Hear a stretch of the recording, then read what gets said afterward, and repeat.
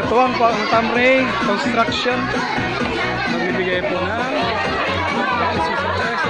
feeding program. Kaya andito po kami sa Mapong Agila, ang Bangan Hill Eagles Club.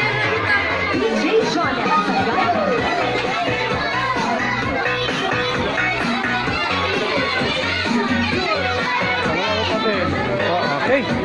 Maliwanag yung mo kuya. Medyo kuya. Pagka dito kuya maliwanag. Titingnan dito mo. Okay naman. Okay naman. Okay? Sa akin madilim eh. Oh? Ano mo, i-adjust mo yung ano niya. Adjust mo yung bright ano niya. Pag dito mas maliwanag o parehas din. Pag ganyan. Parehas lang eh. Hindi, OPP ako sa